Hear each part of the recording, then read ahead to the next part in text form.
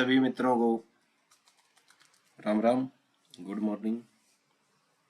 आशा है आप सब अच्छे होंगे, स्वस्थ होंगे।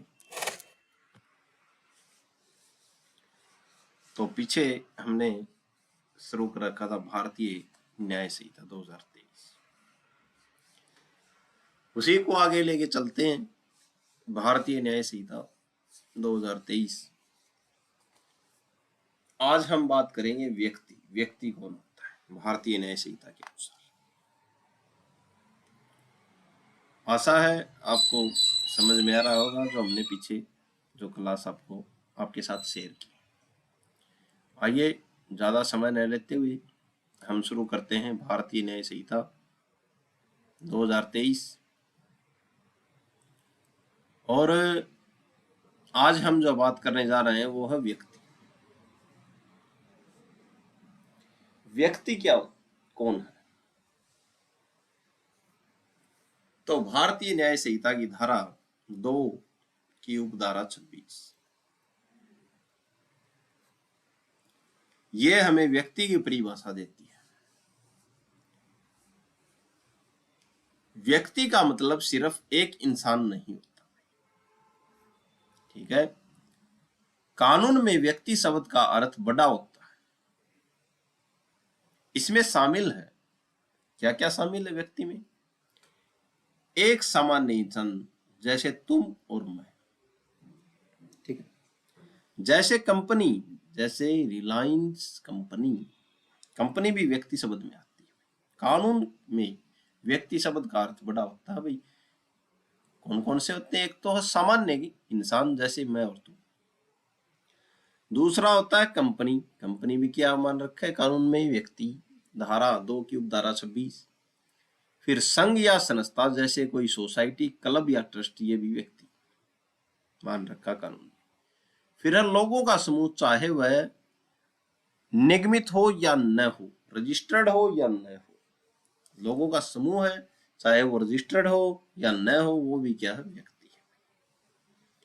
सरल उदाहरण की बात तो व्यक्ति शब्द में भारतीय न्याय संहिता की धारा 2 की उपधारा 26 में एक सामान्य इंसान, एक कंपनी, एक संस्था या संघ या लोगों का समूह क्या माना? व्यक्ति है।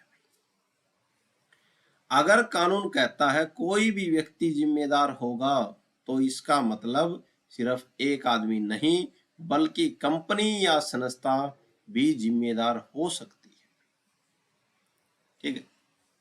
अगर कानून ये कहता है कि कोई भी व्यक्ति जिम्मेदार हो तो इसका मतलब सिर्फ एक आदमी नहीं बल्कि कंपनी या संस्था भी जिम्मेदार हो सकती है। यानी कानून की नजर में इंसान, कंपनी, संस्था सभी क्या हैं? व्यक्ति हैं।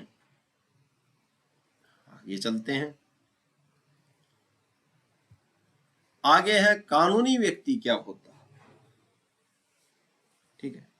कानूनी व्यक्ति क्या होता है? धारा 2 की उपधारा 26 में बात है। साधारण भाषा में हम चलते फिरने वाले इंसान को व्यक्ति कहते हैं, लेकिन कानून में व्यक्ति का मतलब बहुत बड़ा है। कानून के अनुसार इंसान, कंपनी, संस्था, मूर्ति, अजन्मा बच्चा सब व्यक्ति हो सकते हैं कुछ शर्तों के साथ, ठीक है। तो कानून बोलता है कि एक तो इंसान, एक कंपनी, एक संस्था, मूर्ति भी क्या हो सकती है? व्यक्ति हो सकती है। और अजन्मा बच्चा भी क्या हो सकता है? व्यक्ति हो सकता है। लेकिन इसकी कुछ शर्त है, शर्तों के साथ होंगे। जैसा कि प्रसिद्ध विद्वान सैलमंड ने कहा है, कानूनी व्यक्तित्व, सैलमंड ने क्या कहा है? सैलमंड ने कहा है कि कानूनी व्यक्तित्व कानून की एक कृत्रिम संरचना है। मतलब कानून खुद किसी को व्यक्ति का दर्जा दे सकता है, ठीक है।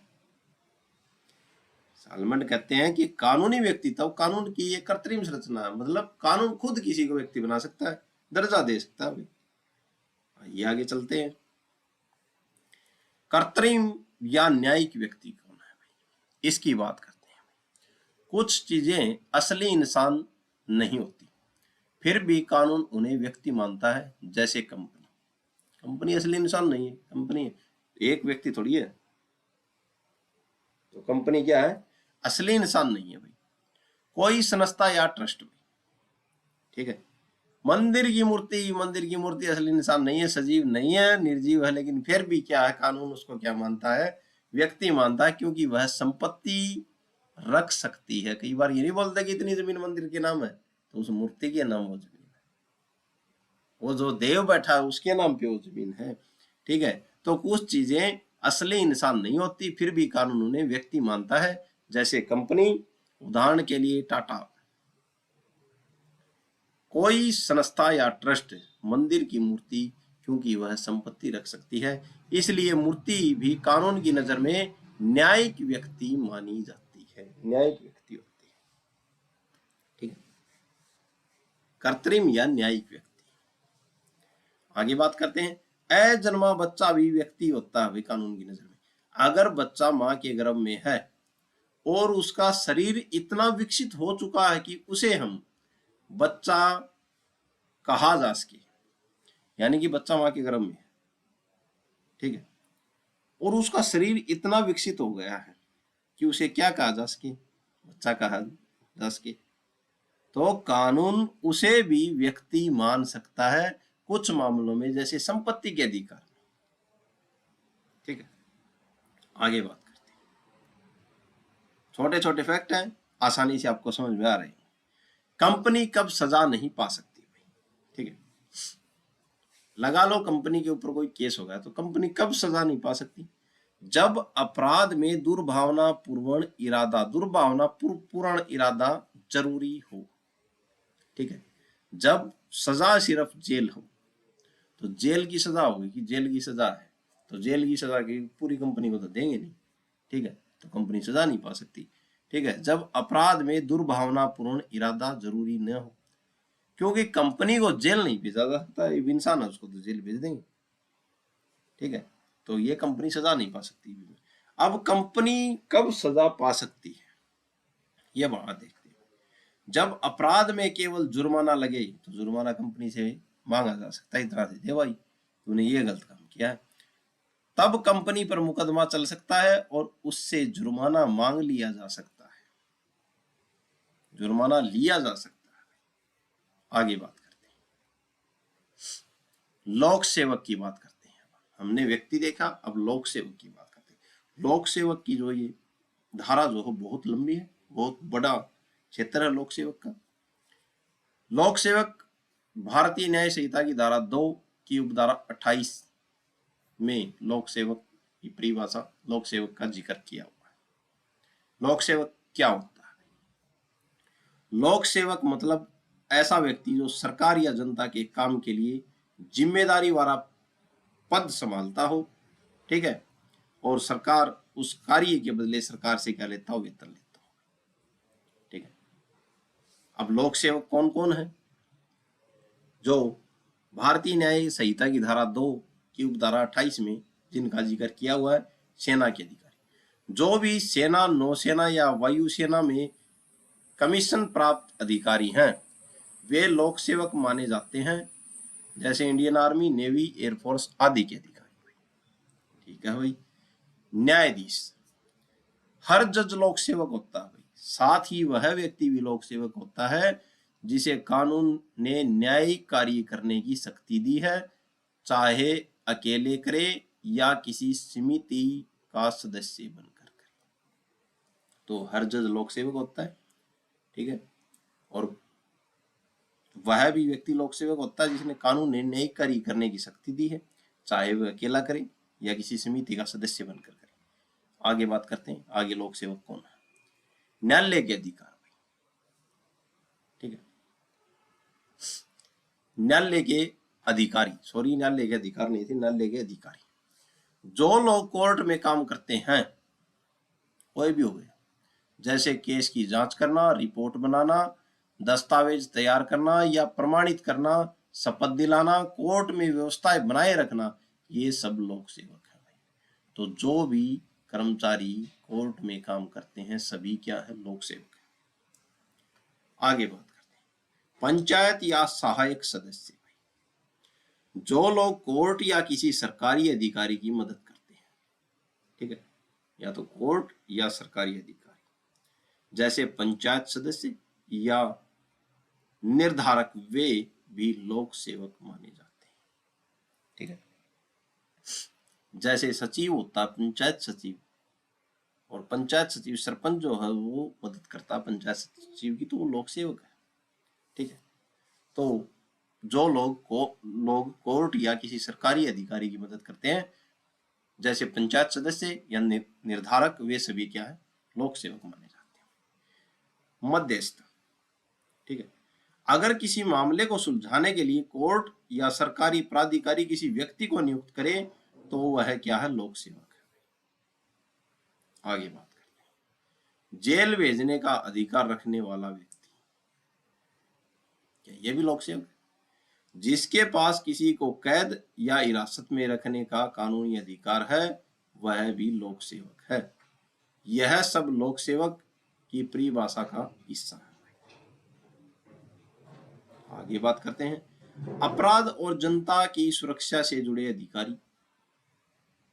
जैसे सरकारी अधिकारी लोक सेवक हैं, जिनका काम है अपराध रोकना, अपराध की सूचना देना, अपराधियों को कोर्ट में पेश करना, जनता के स्वास्थ्य, सुरक्षा और सुविधा की रक्षा करना, ये सभी क्या हैं, लोक सेवक हैं। जो स्वास्थ्य विभाग में है, सुरक्षा में है, सुविधा में है, सभी क्या है, लोक सेवक है। उदाहरण के लिए पुलिस अधिकारी, स्वास्थ्य अधिकारी आदि, सभी लोक सेवक की परिभाषा। आगे बात करते हैं, आगे है सरकार की संपत्ति और पैसों से जुड़े अधिकारी। जो अधिकारी सरकार की संपत्ति लेते, रखते या खर्च करते हैं, ठीक है, सरकार की आज्ञा के ऊपर सरकारी सर्वे या ठेके कॉन्ट्रैक्ट करते हैं, राजस्व से जुड़े आदेश लागू करते हैं, सरकारी पैसों से जुड़े मामलों की जांच या रिपोर्ट करते हैं। ठीक है, जैसे इनकम टैक्स के ऑफिसर, ईडी की, ऐसे लोग भी लोक सेवक हैं। मतलब जो सरकार के पैसों या संपत्तियों को संभालते हैं, वे क्या हैं, लोक सेवक हैं। ठीक है, आगे बात करते हैं, लोक सेवक में कौन कौन आता है।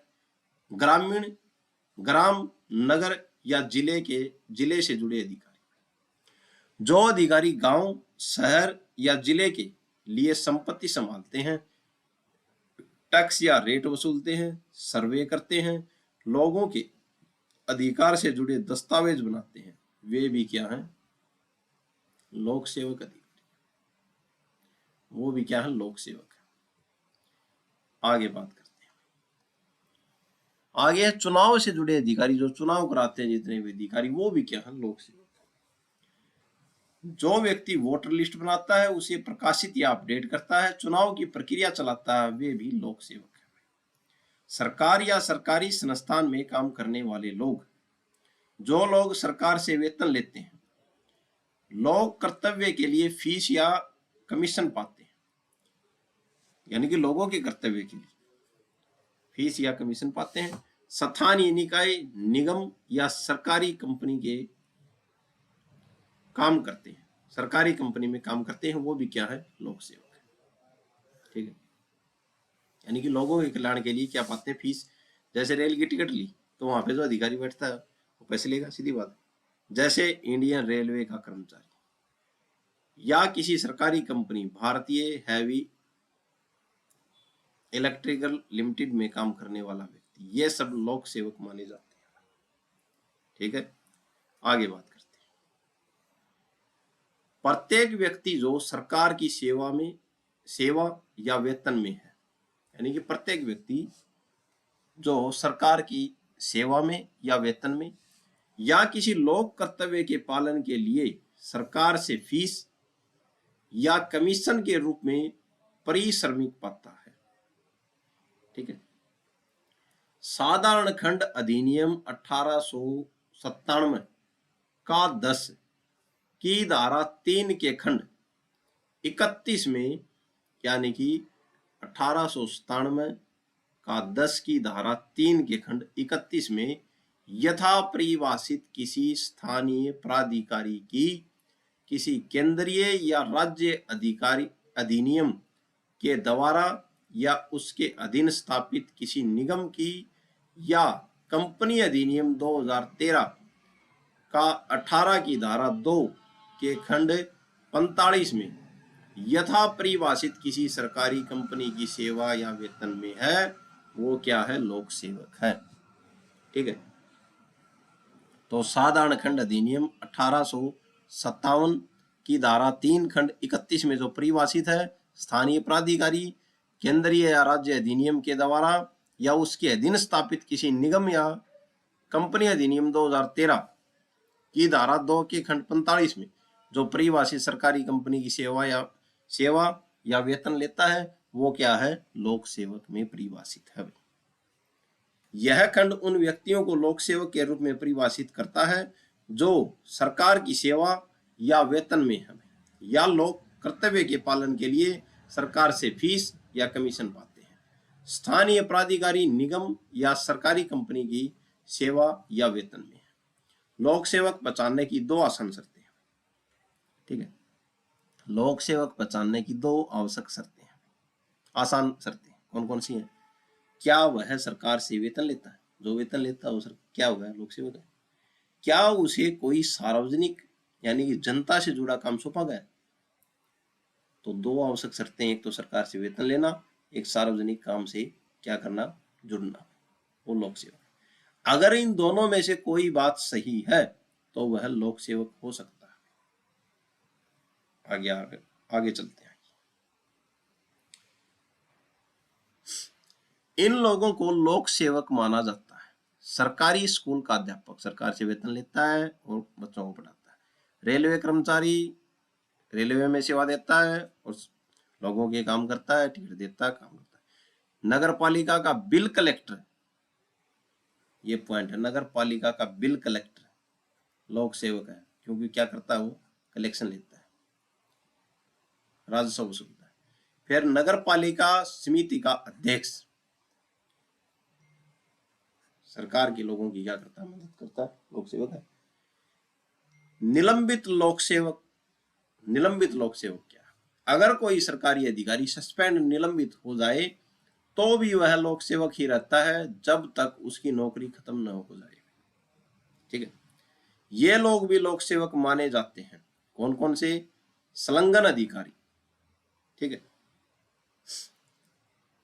औद्योगिक विवाद अधिनियम के तहत श्रमिक आयुक्त, सलाह अधिकारी, सरपंच भी लोक सेवक है। किसी राज्य का मुख्यमंत्री या मंत्री, ये भी लोक सेवक है। पंजीकृत सहकारी समिति का कर्मचारी, ये भी क्या है? लोक सेवक है। सहायक वायुसेना का अधिकारी, ये भी क्या है? लोक सेवक। यानी जो भी सरकार या सार्वजनिक काम से जुड़ा जिम्मेदार पद संभाल रहा है वह लोक सेवक है। ठीक है। आगे बात करते हैं। आशा है आपको इतनी सरल भाषा में तो समझ में आया। मुख्यमंत्री क्यों लोक सेवक होता है? मुख्यमंत्री इन्होंने दिखाया कि मुख्यमंत्री लोक सेवक है। ठीक है। तो मुख्यमंत्री लोक सेवक क्यों होता है? एक केस था एम करुणानिधि का मामला। सुप्रीम कोर्ट ने कहा मुख्यमंत्री लोक सेवक है क्योंकि उसकी नियुक्ति राज्यपाल करता है। ठीक है। उसे वेतन सरकारी खजाने से मिलता है, इसलिए क्या है? वो लोक सेवक। मतलब सरकार से जुड़ा पद प्लस सरकारी वेतन, लोक सेवक है। ठीक। एक केस और देखते हैं। नरेश कुमार बना मध्य प्रदेश राज्य। इस केस में सुप्रीम कोर्ट ने कहा मध्य प्रदेश विद्युत बोर्ड में काम करने वाला व्यक्ति भी लोक सेवक है। ठीक है। एक केस और है। एस धनोआ बनाम दिल्ली नगर परिषद। इस मामले में सुप्रीम कोर्ट ने कहा अगर कोई आईएएस अधिकारी किसी सहकारी समिति में प्रतिनियुक्त पर काम कर रहा है और वह सरकारी सेवा में नहीं है, सरकार से वेतन नहीं ले रहा, किसी सरकारी प्राधिकरण में काम नहीं कर रहा, तो उस समय वह लोक सेवक नहीं माना जाएगा। ठीक है। तो एस धनोआ के मामले में सुप्रीम कोर्ट ने यह बात कही थी, अगर कोई अधिकारी वह सरकारी सेवा में नहीं है, सरकार से वेतन नहीं ले रहा, किसी सरकारी प्राधिकरण में काम नहीं कर रहा, तो उसे लोक सेवक नहीं माना जाएगा। मतलब सिर्फ आईएएस होना ही काफी नहीं है, देखना होगा कि वह उस समय सरकारी ड्यूटी में है या नहीं। डोमा बनाम महाराष्ट्र का मामला, इस केस में कोतवाल को लोक सेवक माना गया क्योंकि उसका काम था अपराधियों को पकड़ना, जनता की सुरक्षा और व्यवस्था बनाए रखना, तो कोतवाल लोक सेवक माना गया डोमा बनाम महाराष्ट्र के मामले। आगे की बात करते हैं। एमएलए, ठीक है, यानी कि विधानसभा सदस्य एमएलए लोक सेवक नहीं है। क्यों नहीं? आर.एस. नायक बनाम ए.आर. अंतुल्य केस में कहा गया कि एमएलए को लोक सेवक नहीं माना गया क्योंकि उसे राज्य कोष से वेतन नहीं मिलता, वह केवल संवैधानिक कर्तव्य निभा रहा है, तो एमएलए जो है वो लोक सेवक नहीं माना गया है इस मामले में, आर.एस. नायक के मामले। मतलब सिर्फ विधायक होना लोक सेवक होना जरूरी नहीं है, ठीक है। निलंबन का असर, अगर कोई लोक सेवक सस्पेंड हो जाए तो सिर्फ निलंबन से उसका लोक सेवक का दर्जा खत्म नहीं होता। नगर पार्षद लोक सेवक नहीं है, ठीक है। रमेश बालकृष्णन कुलकर्णी बना महाराष्ट्र राज्य, इस केस में नगर पार्षद को लोक सेवक नहीं माना गया था, ठीक है। नगर पार्षद है, अगर अध्यक्ष होता तो होता लोक सेवक। आगे बात करते हैं सहकारी समिति के अध्यक्ष और सचिव। पंजाब राज्य बनाम केसरी चंद, इसमें कहा गया कि सहकारी समिति के अध्यक्ष और सचिव लोक सेवक नहीं है, ठीक है।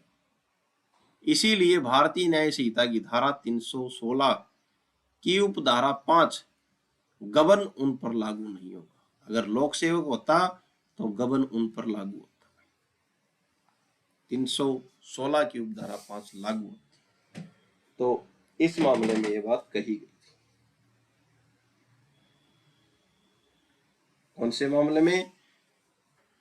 पंजाब राज्य बनाम केसरी चंद के मामले में कि सहकारी समिति के अध्यक्ष सचिव, ठीक है। अब बैंक कर्मचारी क्या लोक सेवक है? भारत संघ बनाम अशोक कुमार मित्रा, सुप्रीम कोर्ट ने कहा राष्ट्रीयकृत बैंक का कर्मचारी लोक सेवक है, भारतीय न्याय संहिता की धारा 228 में है भाई, ठीक है। बैंक कर्मचारी जो राष्ट्रीयकृत बैंक जो है उनका कर्मचारी लोक सेवक है, इसलिए उस पर भ्रष्टाचार के केस चल सकते हैं, ठीक है। सहकारी समिति का अध्यक्ष भी महाराष्ट्र राज्य बनाम लालजीत राजसी शाह, कोर्ट ने कहा वह महाराष्ट्र सहकारी समिति अधिनियम के तहत लोक सेवक है, भारतीय न्याय संहिता की धारा 228 के तहत नहीं है, ठीक है। तो ये केस था पंजाब वाला, इसमें कोर्ट ने कहा था कि सहकारी समिति के अध्यक्ष और सचिव लोक सेवक नहीं, ठीक है। लेकिन सहकारी समिति का अध्यक्ष, ये केस था महाराष्ट्र राज्य बनाम लालजीत राजशाही शाह, कोर्ट ने कहा कि महाराष्ट्र सहकारी समिति अधिनियम के तहत लोक सेवक है, कि जो अधिनियम जो है महाराष्ट्र सहकारी समिति अधिनियम, इसके तहत ये लोक सेवक है, लेकिन भारतीय न्याय संहिता की धारा 228 के तहत ये लोक सेवक नहीं है भाई, ठीक है।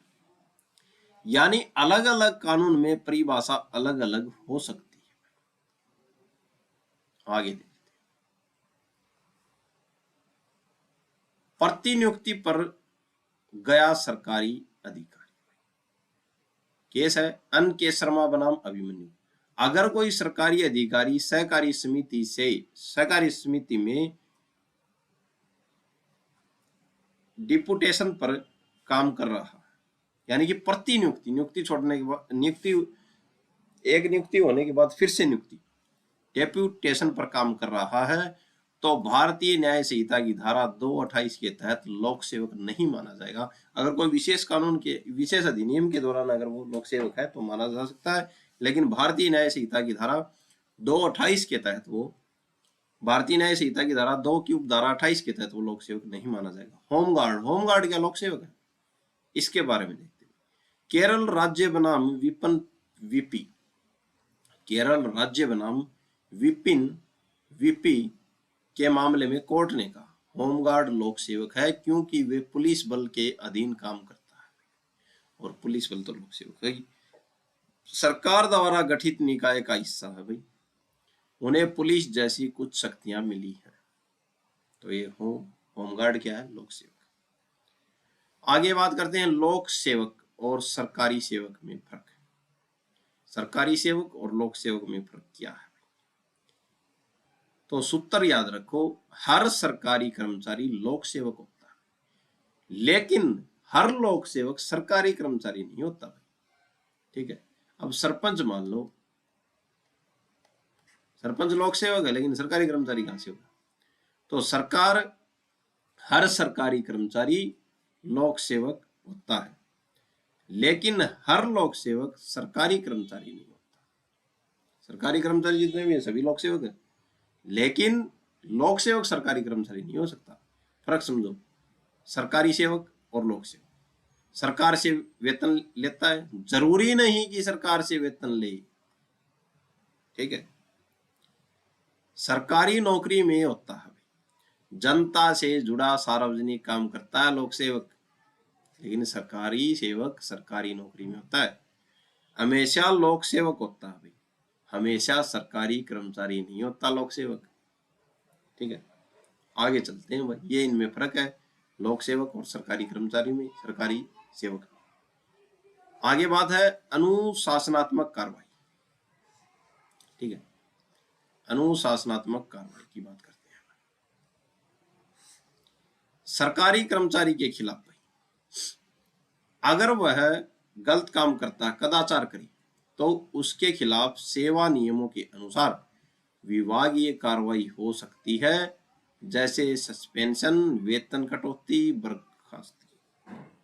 ठीक है, लेकिन लोक सेवक पर हमेशा ऐसे नियम लागू नहीं होते, क्योंकि हर लोक सेवक सरकारी कर्मचारी नहीं होता।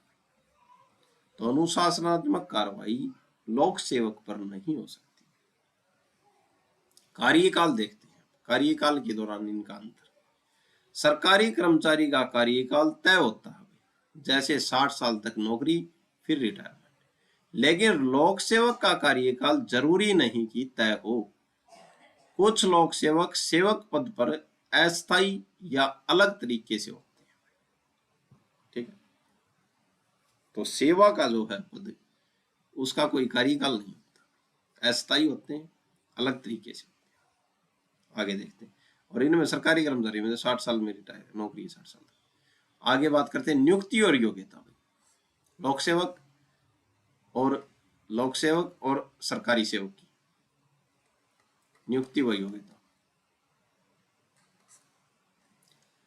तो सरकारी कर्मचारी तय नियमों से भर्ती, तय योग्यता, प्रमोशन के लिए नियम, रिटायरमेंट की उम्र। ठीक है, ये इसकी नियुक्ति और योग्यता होगी। सब कुछ नियमों से चलता है किसमें? सरकारी कर्मचारी में। लेकिन लोक सेवक में ऐसा कुछ नहीं है, हर लोक सेवक सरकारी कर्मचारी नहीं हो सकता, हर सरकारी कर्मचारी लोक सेवक होता है। तो आज के लिए इतना ही। आशा है आपको धारा 2 की उपधारा 28 भारतीय न्याय संहिता में लोक सेवक के बारे में जो बातें हमने रखी वो आपको समझ में आई होंगी। तो आज के लिए इतना ही। आपको अच्छा लगा होगा, चैनल को लाइक करें, सब्सक्राइब करें, शेयर करें, जहां तक हो ज्यादा से ज्यादा आगे बढ़ाएं। आज के लिए इतना ही, धन्यवाद।